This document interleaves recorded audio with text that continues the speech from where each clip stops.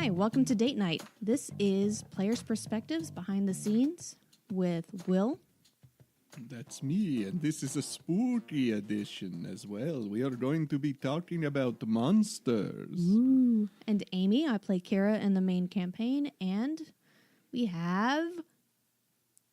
Oh, I was waiting for you to introduce me. I'm Mike. Hi! Hi. Well, it is almost Halloween, and I'm going to drop that voice now. Okay, good. Sam and Eva have skipped out because they have a Halloween party to go to because they have lives. Social lives. Yeah, well, I have a wind-up Pac-Man with an eraser in his mouth who was representing Kalman on our mini-map. So when you really think about it, Who who's wins? having more fun right now? We do because we get to talk about D&D. I'm too tired to have a social life. Yeah. So basically what we wanted to do was give our subscribers a little something extra for Halloween. Or is this going to be something for everyone? I don't know. I'd say we should make this free. Okay. We wanted to give everyone a little something extra for Halloween. So we decided we were going to do a player's perspectives on our favorite monsters from the campaign so far. And this is the kind of thing you could usually expect to hear on our Behind the Screen subscription service. If you're interested in becoming a subscriber and hearing more things like players' perspectives and a few extra play sessions, you can go to datenightpodcast.com and click the Behind the Screens button. For now, let's go ahead and talk to our players who are here, who are Aimee, who plays Kira, and Mike, who plays Dern. 15 different characters at this point, yeah. Yeah, well, for now. Spoiler alert. Dern. Mike, who plays Dern. Darren. Darren Hammerstone. I'd like to know what are one or two of each of your favorite monsters from the campaign so far. And they can be ones, I guess, for now, from the first 28 episodes would be good. And then maybe we could talk about some that people can look forward to seeing soon if you have any of those that you remember. Remind me again, because I'm the most forgetful person ever. What's the last thing we did on 28? Silver's Blessing. Okay. So it'd be before that. All right. Kira, how about you? What are some of your favorite monsters so far? Looking over the list of episodes on my computer, since I am the audio technician / editor / everything. Slash and Dash? / Kira. Yes.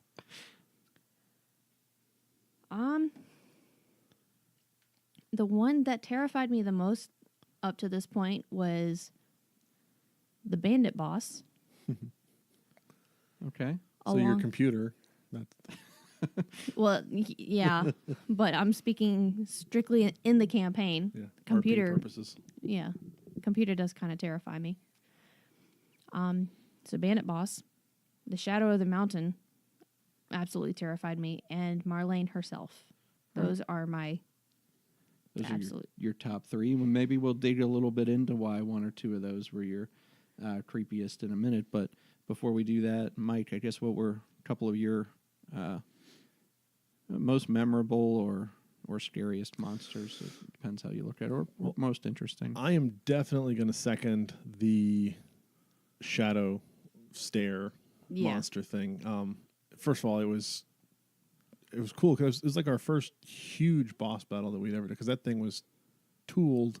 I mean, we had faced monsters and stuff like that before, but that thing that was tooled up the challenge rating pretty high, and there's all kinds of different effects that it had and everything, and it was already a very challenging fight, but also the whole RP aspect of it, where it stole Dern's shadow, and now he's running around with a giant head. Like, I don't have a shadow. I'm a real paladin. I loved that interaction, and I think other than that, I'm role playing the crap out of this. I know I'm role playing the crap out of this. My second favorite was honestly the dumb little hop rocks. Just because it was a fun little fight. They were a real threat, but Arn's kicking them over them. I'm golf putting them halfway across. It was a lot of fun as a fight. Right. Yeah, those are my top two. Yeah, and the Stone Shadow, like you mentioned, definitely was the first, or at least at that time, it was the highest challenge rating creature that you had faced. You guys were exhausted from climbing up the mountain, which added to the difficulty of the fight. But also, for the most part, a lot of my challenges were multi-tiered, or they had a lot of different monsters at the same time, so the challenge rating of each individual one was obviously lower. That one was there by itself, and it was a definite force to be reckoned with, and you guys did a good job taking it out. But it was a little hairy there. Yeah, I felt like we were almost going to die, and I think we were all so stressed and worried that we were going to die that we barely had a chance to say anything because we were just, oh my God, am I going to die? Am I going to die? The best words that came out of your mouth on that fight was, and a big portion of the shadow dissipates. I'm like, yes, oh please, come on. Yeah. That was actually, I think you guys got even closer to a total party kill on the hop rocks that you mentioned, though. We had to run away. I mean, we didn't even finish that fight. We ran. Yeah, the mother was showing up there, the boulder. But that was sort of an innocuous seeming fight, but it got pretty hairy in that particular one. Mm-hmm. So the other one that you mentioned was the Marlene. Auntie Marlene, right? I think that is the most seasonally appropriate one for Halloween because, I mean, everything was dark, and then all of the undead zombies. Yeah. And she was trying to kill us, and she was a literal hag. She was a witch. Mm-hmm. Yeah, she was probably the creepiest of the monsters we encountered up through episode 28. Yeah, Dern was not happy inside of her little hovel or whatever. He was like, all of his alarms were going up. This is wrong. This is wrong. And then her magic kept lingering after we killed her. Yeah. Right. My favorite monster was probably part of that encounter, or was part of that encounter. It was Gerard, the Meat Man Butler. Oh, yeah. It was one of my favorite monsters that was sort of a throwaway character at first, but became his own unique zombie with his serving tray of death that he was smashing you guys with. And I obviously liked the Stone Shadow and the Shadow Pergola that were both representations of the darkness that Dern was carrying with him with the corrupted stone. Those were really fun to create. The battles were unique in terms of, the stuff that happened during the battles, some of the effects that they had. So they were fun to run and see how you guys responded.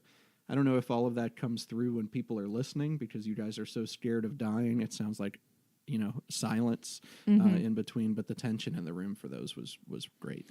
Yeah, I can't say that I like the Shadow Pergola, though, because I got my shadow back. Now I'm sad. But, Well, you got that back from cleansing the stone, technically. Yeah, but yeah, it came from that. Yeah. All right, well, great. So those were some of the monsters that we've encountered up until now in the first 28 episodes. Can you believe we have 28 episodes out? Yeah, every now and again it still hits me in the back of the head how long we've been doing play sessions for over a year now. Right. Or almost a year. Our first one, episode 0, was Thanksgiving of last year. I recorded it with Aimee in the City in the Trees in episode 0. And that was only slightly before Dern's episode 0 and our first. That was November 23rd. Yep. Of 2017. So there's going to be a lot more monsters coming soon. Hopefully we'll be talking about monsters again this time next year. But we have recorded ahead a little ways. We have at least the rest of the year recorded. So what are some of the monsters? We'll say spoiler alert here. If you don't want to hear about them at all, you can tune out now. But each of you, what is one monster that we've encountered in the interim time that has stood out to you in some way? Bob Ross Goblin. Okay. Hobgoblin Ross. Yeah, Hobgoblin Ross. Okay. Yep. You Do can. you want me to go into why? I don't have how spoiler we want to get here. Probably not too spoiler too far. I'll put it this way. I thought it was one of the best applications of game mechanics for the way he did his attacks and stuff like that. I thought that was really cool. Okay. Yeah, so you can look forward to that. That's a few episodes away, but not really that many, Okay, I think. good. I don't feel so bad now. All right. Aimee? I really enjoyed the games. It's Okay. not a Yeah. specific monster, but that was that was a lot of fun. it was so much That fun. was pure chaos. I think, yeah. So absolute fun chaos. People who are listening will know already that you found the invitation to the Albagula games. Spoiler, we go. Yeah, I think we're going to do a separate player's perspective about the experience of those games because they were definitely, I think, for almost all of us, if not all of us, the most fun we've had so far. So Definitely. we're so looking forward to sharing those games with you. Some of the best storytelling of our little group's adventure came out of the games. Yeah, and the characters really came into their own for these two. Yeah. Those are probably going to be in 2019 before we get to well into 2019 before we get to those games. But I hope that you'll continue to listen and stick around to hear all of this interesting stuff we have in store for you. For now, I just want to say thank you for coming on this ride with us for 10 months or so and over 30 hours of episodes. And we'd love to bring you a lot more soon. Check us out on Facebook and Twitter at D8 Night Podcast and also at our website, d8nightpodcast.com. Aye. Till next time, keep rolling. Keep rolling. Keep rolling.